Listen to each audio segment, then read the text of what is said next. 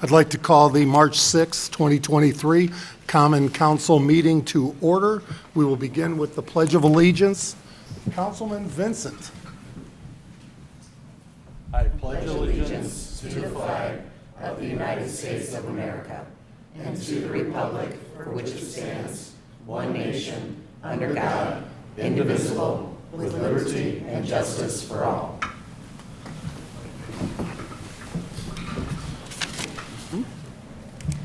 Roll call, Clerk Treasurer Parthun. Councilman Vincent. Here. Councilwoman Konechny. Present. Councilman Ficus. Present. Councilwoman West. Here. Councilman Galloway. Here. Councilwoman Cutler. Present. Councilman Frankie. Present.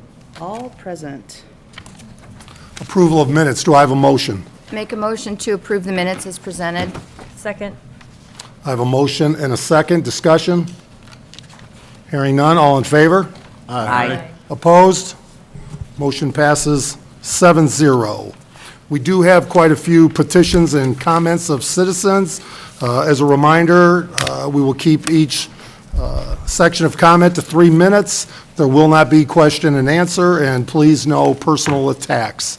So with that, we'll begin with Shaw Friedman. Please state your name and address for the record, and welcome.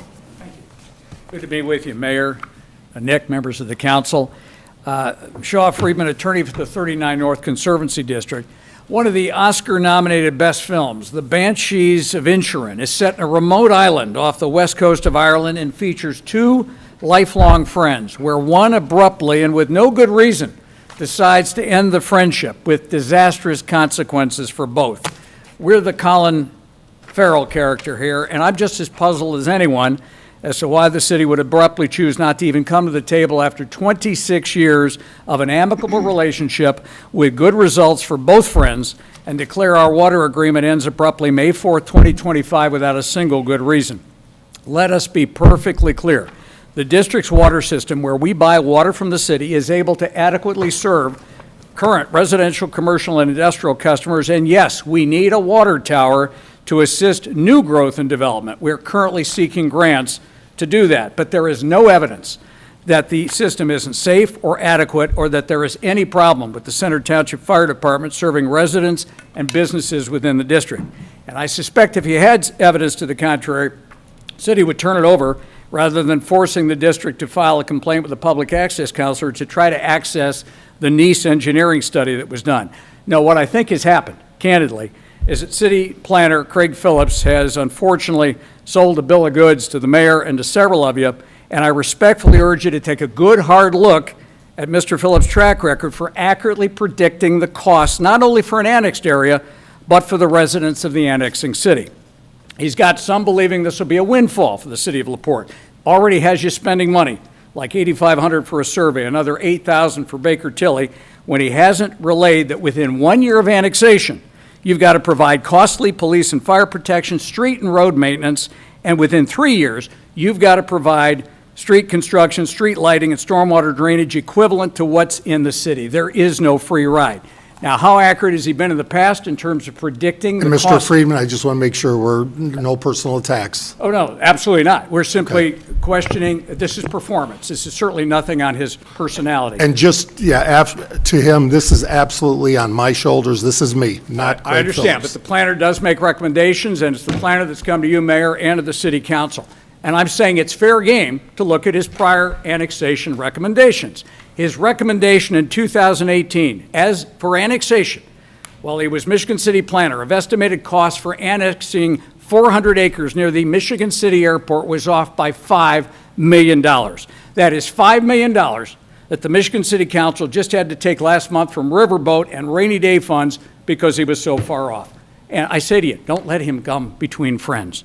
I prepared a packet for each of you that includes the op-ed by our board president. Michigan City Councilman Prespolinski is here as well to talk a little bit about that experience. We urge the mayor, the city attorney to come to the table, renegotiate that water agreement. Thank you very much. And just for public, just make sure there's clarity on that message. I'm the one, not Craig Phillips. Thank you. Thank you.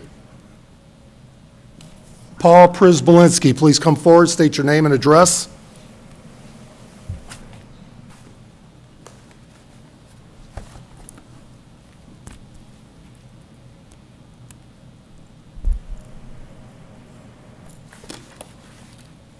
Paul Przybylski, 1716 Washington Street,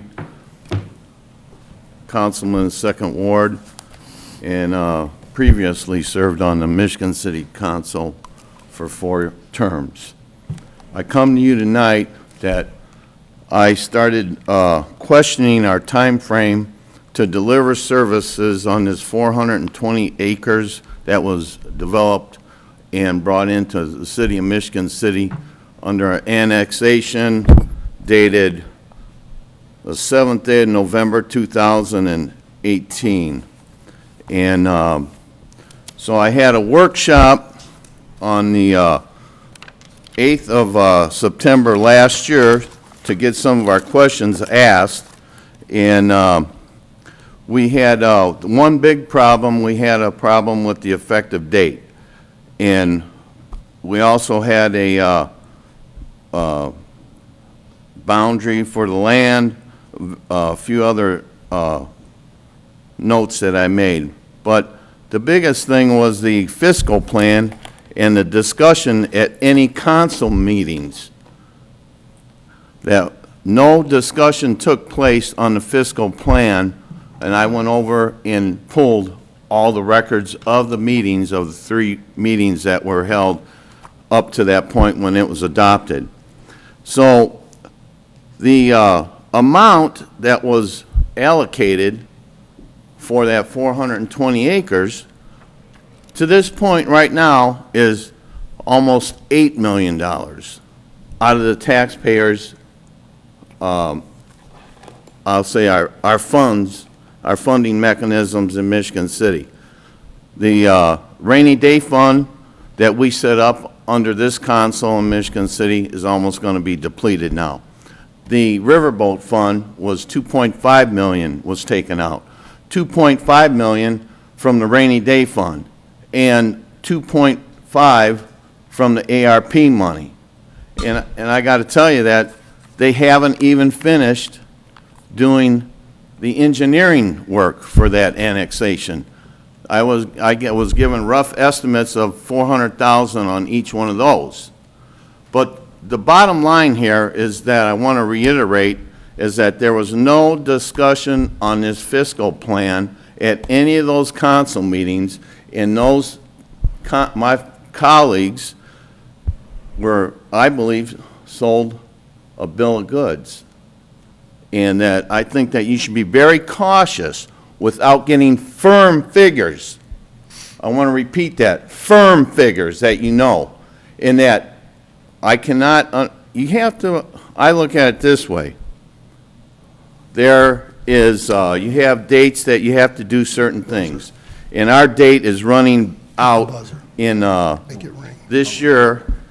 Oh, that was 3 minutes, Mr. Przybylski. Thank you. Okay, well, thank you, Thank you. Mayor Dermody, and if you have any questions that you want answered, you can reach me at 219-877-5143. I appreciate it.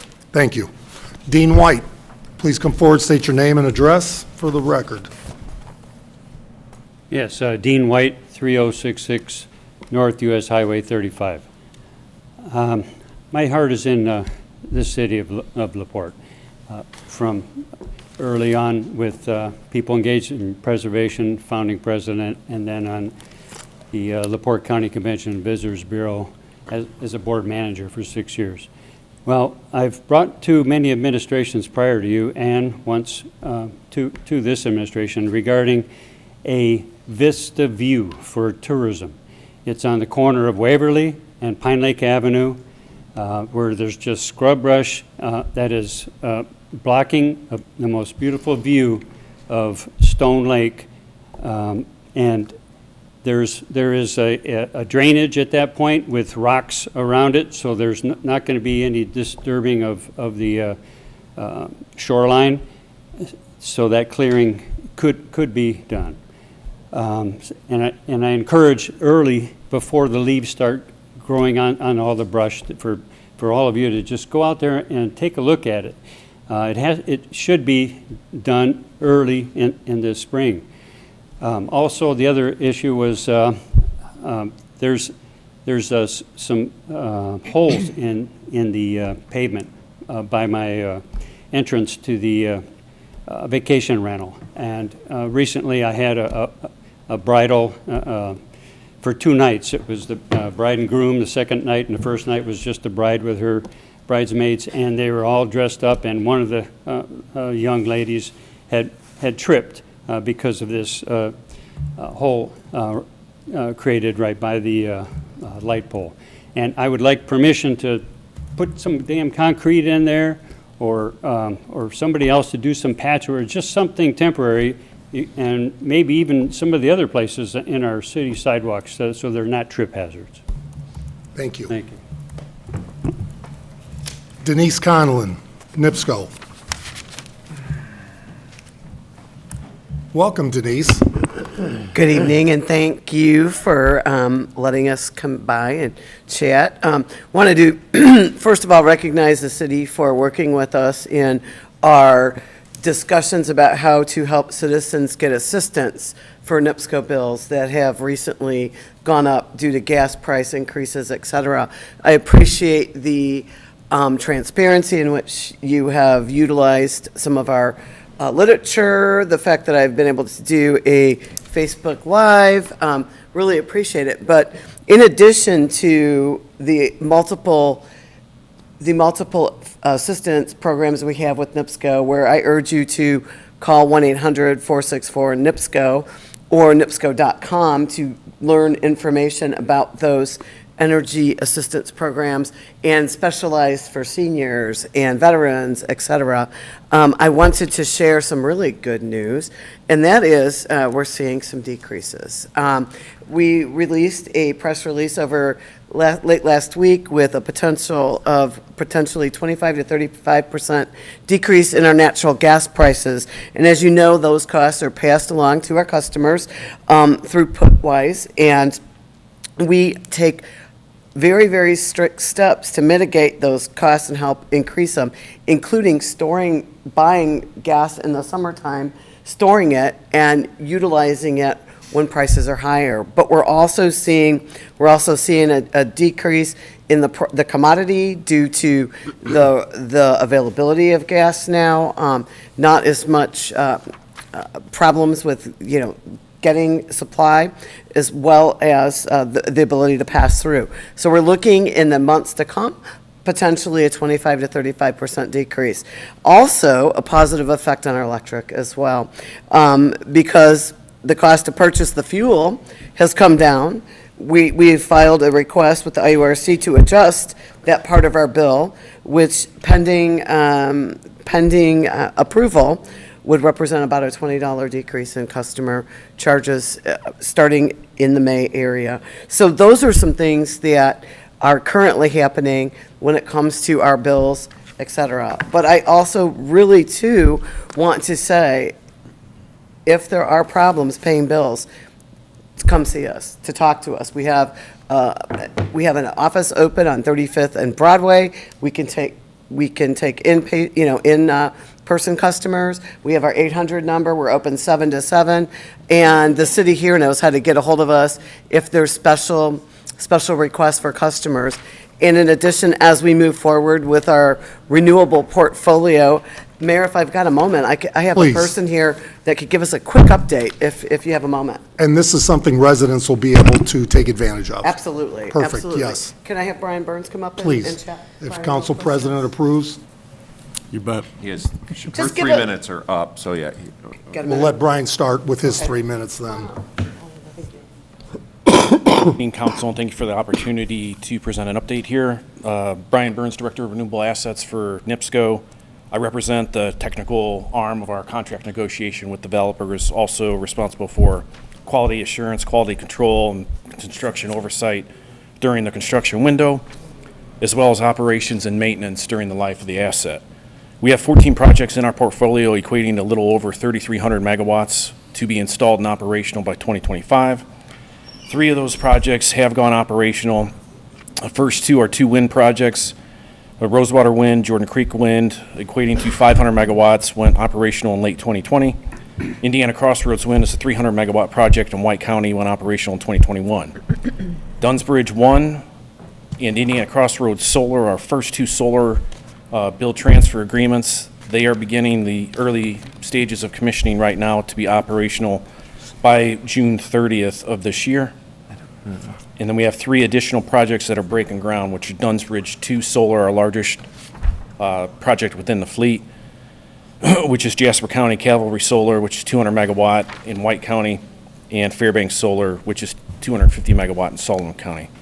This concludes my update, and appreciate the opportunity to give it. Thank you. Questions for NIPSCO, because I think this is important that our residents take advantage of that any way possible, so. Any questions? Thank you. Public comment is now closed. I think it's a good time, just from 39 North, just to give the council an update, because you've heard Attorney Friedman. I think it's, our priority since day one has been the homeowners and the business owners of 39 North. We've made it clear, the 39 North Conservancy District has failed. Has failed. The president sat in a public meeting of the 39 North Conservancy, said, yes, I have a problem. 2, we don't know how to fund it. And 3, the only plan they have is to ask us for our plan. The city has a plan. We have an issue due to lack of fire protection based on the infrastructure that has not kept up with the development of 39 North. We have been the only ones meeting with residents, business owners to discuss this. Many were shocked to find out what the issues are. And we have to ask the question that we ask residents, that we ask business owners, what is the value of the 39 North Conservancy District now?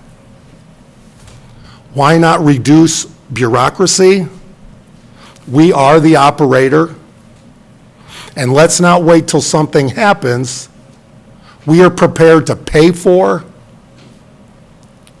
the infrastructure needs that have been ignored for 20 years and that have been admitted by the board. We're not here to protect government. We should be here to protect our residents and protect our businesses. Businesses have been not able to sell their land based on this specific situation. Residential homeowners are concerned what they're going to be able to sell their home for at some point. The annexation is a part of an ordinance that was placed in 2016 with former Mayor Milo and the former council, which some of you have been on, that have said, we will not provide services to anybody that does not live or are residents of the city of LaPorte. We will continue to move forward with that and continue to move in solving this issue as the city of LaPorte in exchange for annexation. Any questions? Thank you. Standing committee reports, Council President Frankie. The Redevelopment Commission met Wednesday, February 22nd. Another quick meeting, claims were approved, and a request to add a property acquisition to the list and appoint 2 appraisers was approved. School board meets a week from today at 6 p.m., and that's all I have. Councilwoman Ficus. Mine isn't actually on a meeting, but I wanted to give just a reminder about the Jump America's Van Halen Experience concert that's going to be at the Civic this Friday, the 10th. All tables on the floor have been sold out, but you can still get balcony seating for $20 a ticket. Joining Jump will be the Classic Rock Experience, and doors open at 6. And then at the Civic on March 18th will be the Shamrock Shindig, and it's sponsored by our very own Mitch Ficus Builders. There will be live Irish folk music provided by Celtic Roots, St. Patrick's Day inspired food, cornhole, and of course green beer. Admission is $10 a person. You can reserve tables of 8 for $100. And then if you need information on either of these events, you can call the Civic Auditorium at 219-362-2325 or visit their website at www.laportecivicauditorium.com. Just two great events. I'd For like the to jump, mention. I was asked by Mr. Riley before the meeting, is this David Lee Roth or is this Sammy Hagar style? He wasn't going to buy a ticket till he had that information, so if you They'll could find out surprise you. before. Yes. Councilman Vincent. I might add that our next Traffic Commission meeting is tomorrow at 5 PM at the Police Department. Councilman Galloway. Police Merit Commission will be a week from tomorrow, the 14th, 2 o'clock at Police Department. And I'd like to commend the City Street Department for all the stump grinding. There's some been there 4 or 5 years, they're gone now. Grinding a lot of stumps. Councilwoman Cutler. The bid board will meet this month, Monday, the 13th at 5 PM here in council chambers, and the UEA will meet Wednesday, the 15th at 4 PM at the LEAP offices. Councilwoman West. The fire department has hired Cameron Watt, Patrick Roy, Brandon Young, and Spencer Lita. These new recruits will begin academy training at the South Bend Regional Fire Academy next Monday, March 13th. The academy curriculum will last 22 weeks and certified them as firefighter level 1 and 2 and EMT, as well as various other training certificates. With the hiring of these 4 firefighters, the department is at full staffing, which is great. The Fire Merit Commission discussed the current promotional exam process. Some ideas for consideration are a possible minimum score on a written test and whether the current scoring percentages could be changed. Currently, a firefighter's promotional score is made up of 40% for the written exam, 30% for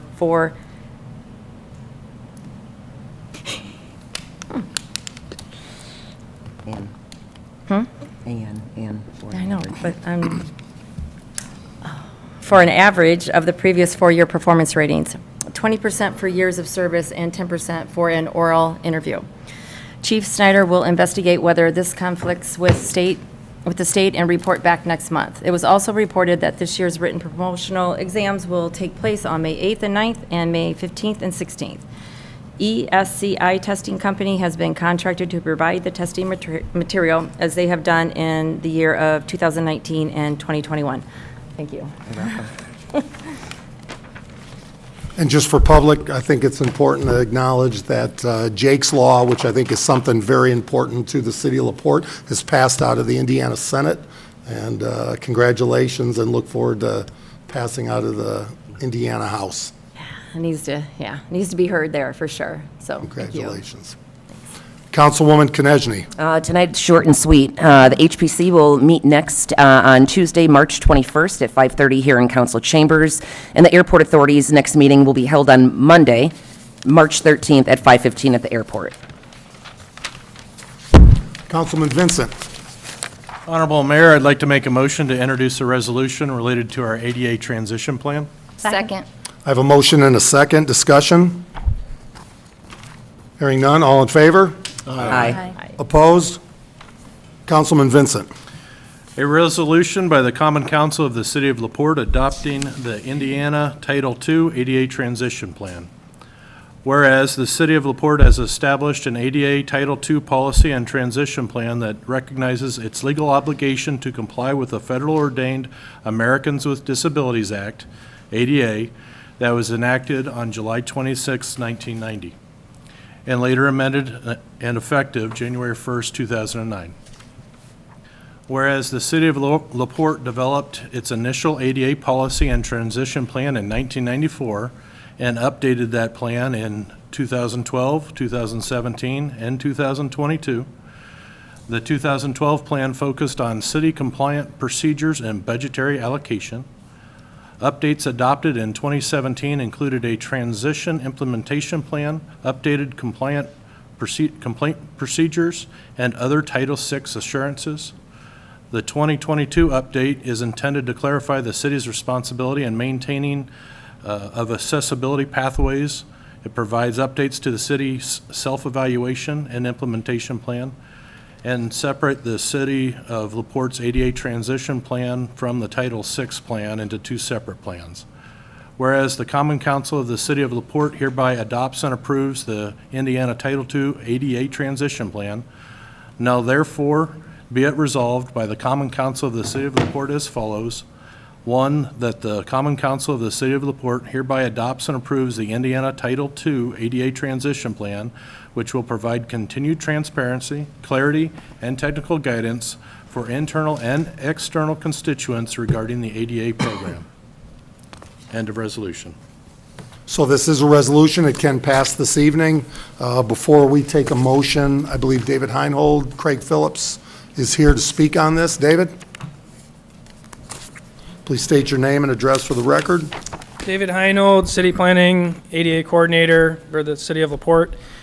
Just bringing this to you after putting it together as an opportunity. So wanted to present this to you as a resolution.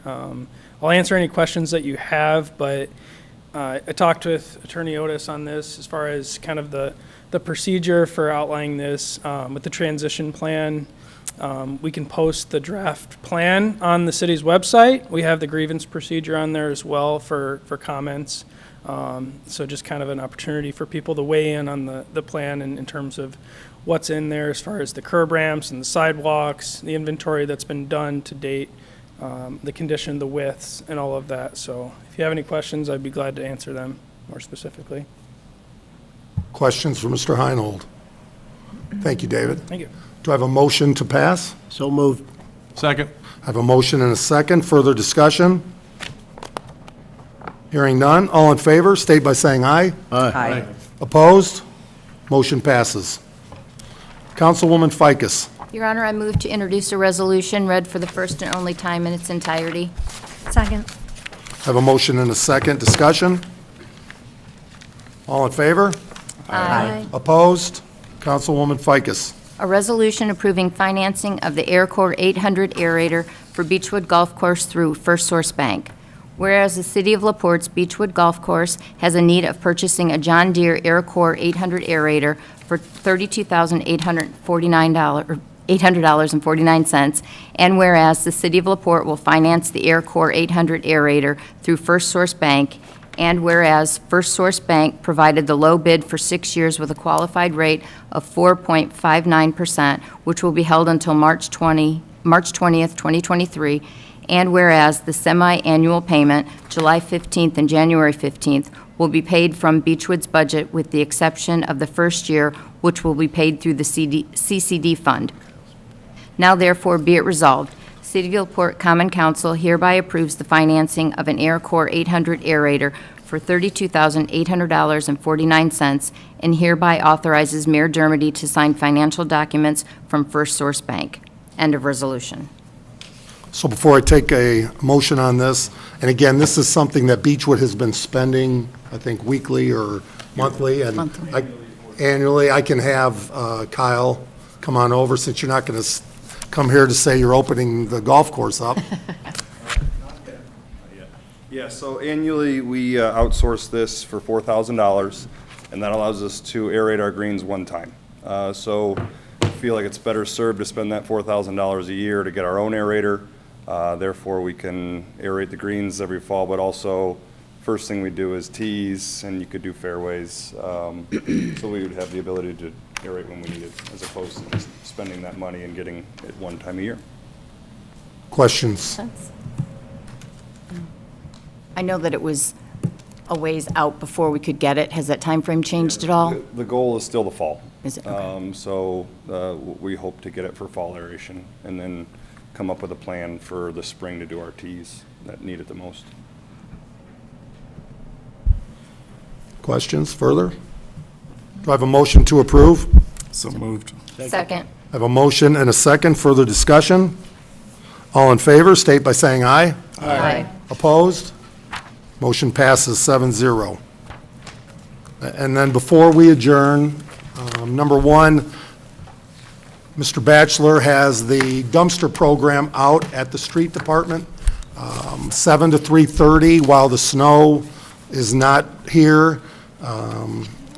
We'd love to have it out all night, weekends, but we've seen the problem of what happens. People start dumping on the sides, everywhere else. So We have to keep it during work hours, but please take advantage. People are already having full use of it, so we're excited about that. So please take advantage of that. And number two, I know the point, and I said I'm going to speak on my behalf that I love Craig Phillips. He's done a fantastic job for us. I personally hired him. My only issue is he won't move to LaPorte yet. That's the only thing we miss, is not having you here. And I think you've seen the difference, and you realize without a planner, and we've experienced that in our first couple years, how difficult that was. And I just want him to know, I know he's angry right now, but he'll put a smile on his face. So with that, do I have a motion to adjourn? Real quick. Oh, Mr. Otis? I guess I take offense to Shaw's comments about Craig as well. The employees, that department heads, that we serve at the pleasure of the mayor and the council, not the other way around. And we take direction from you guys.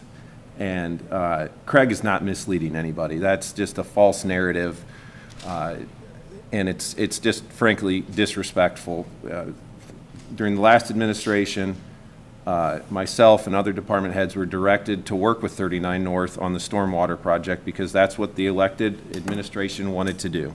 This administration wants to do something different, and the department heads and employees who serve for them are going to follow that path. We don't act out inconsistent with the elected officials. We all have our roles here, and I take offense that we, the people doing the groundwork, are getting personally attacked. I don't think that's fair, and I think it's disrespectful. We've done quite a few annexations here in the past few years, most of them super voluntary because people on the edge of the city realize the value of being in the city. Each time we do a fiscal plan, it's required by statute, and I can't speak to what happened in Michigan City, but the fiscal plans here we work with Baker Tilly. Craig works with a very professional organization. When Craig was in Michigan City, he worked with SEH, who I know Shaw has worked with many times, and who's also a very competent firm. So to say that we're attempting to mislead people, fiscal plans are just that. They're projections on future conduct, which are not perfect. They're imperfect science. And so we have met 3 times now at least with property owners in 39 North, met at the golf course. We've met them here. I think the mayor would meet them anywhere, anytime. He'll give him his cell phone if he wants to rattle it off right now.